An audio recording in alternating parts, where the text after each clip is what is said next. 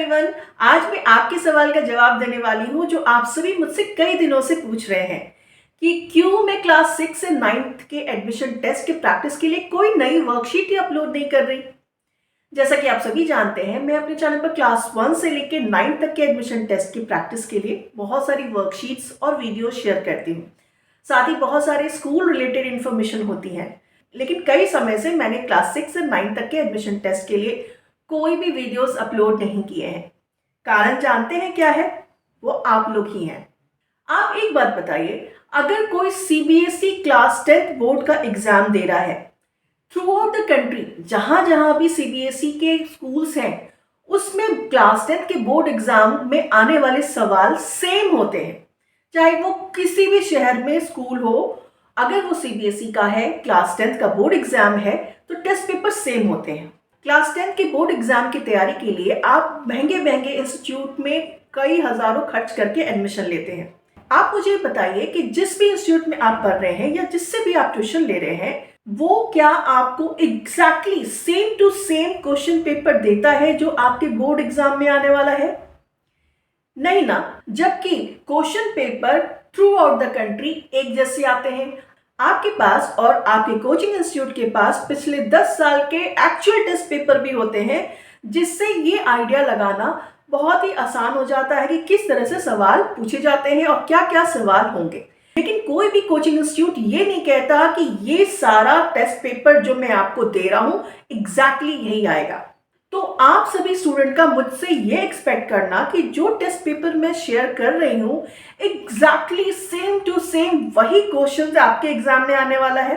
जबकि आप अच्छे से जानते हैं कि आप सभी जो मेरे चैनल से जुड़े हुए हैं अलग अलग शहर में रह रहे हैं, अलग अलग स्कूल में पढ़ रहे हैं, अलग अलग स्कूल बोर्ड में पढ़ रहे हैं, और हर स्कूल अपने एडमिशन टेस्ट में क्वेश्चन अपने हिसाब से सेट करता है। तो ये तो पॉसिबल ही नहीं है कि पूरे देश में जहां भी एडमिशन टेस्ट हो रहे हैं उस स्कूल का पेपर एग्जैक्टली मेरे शेयर किए गए प्रैक्टिस वर्कशीट से मैच करे। लेकिन कई स्टूडेंट्स मेरे चैनल पर ऐसे जुड़े हुए हैं जो शॉर्टकट्स ढूंढते हैं। एग्जाम से 2 दिन पहले आकर मेरे चैनल पर वो कमेंट करते हैं कि मैम, यही क्वेश्चन पेपर अगर मैं प्रैक्टिस कर लूं तो क्या मैं एडमिशन टेस्ट में पास हो जाऊंगा? मैम, मेरा एडमिशन इस स्कूल में होने वाला है, आप इसका क्वेश्चन पेपर दे दीजिए।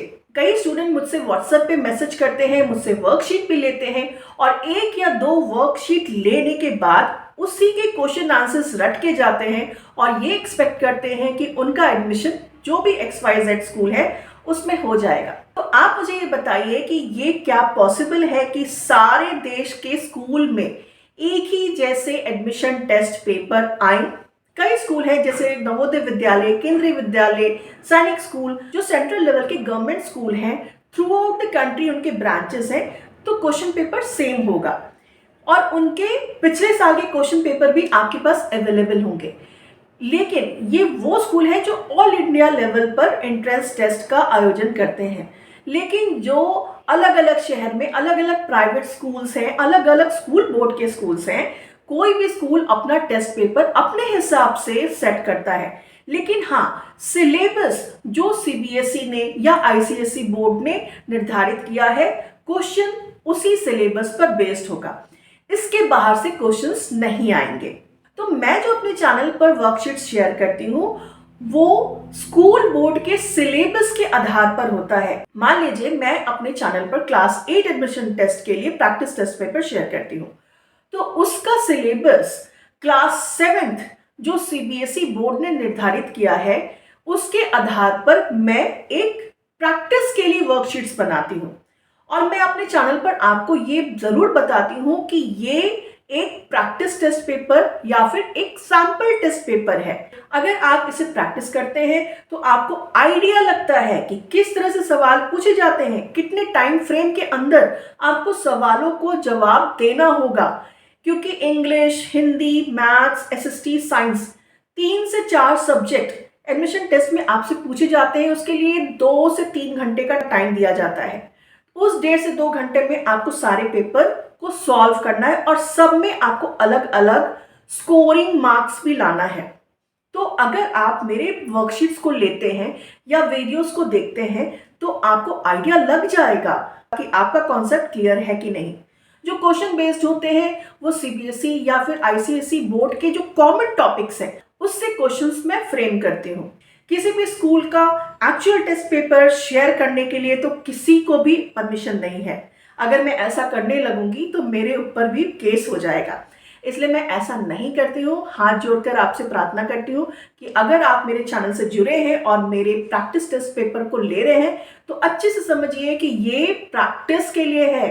आपको कोई एक्चुअल टेस्ट पेपर शेयर नहीं कर रही हूँ, ये मैं अपने चैनल के डिस्क्लेमर में भी लिखती हूँ। और यही एक कारण है कि मैंने अब क्लास 6 से लेकर 9 तक के एडमिशन टेस्ट की प्रैक्टिस के लिए वर्कशीट्स अपलोड करना छोड़ दिया है, क्योंकि मैं नहीं चाहती बच्चों को कंफ्यूजन हो और उनको ये लगे कि अरे मेरे पास तो क्वेश्चन पेपर आउट मिला है, अब तो मैं एग्जाम पास हो गया। देखिए, मैं एक चीज मैं आपको बार बार बताती हूँ, किसी भी स्कूल में एडमिशन के लिए बहुत सारी चीजें होती हैं। एंट्रेंस टेस्ट तो आपका मेन है, उसके बाद आपका इंटरव्यू है, बाकी आपका पास रिकॉर्ड भी होता है, बहुत सारी चीजें मैटर करती है।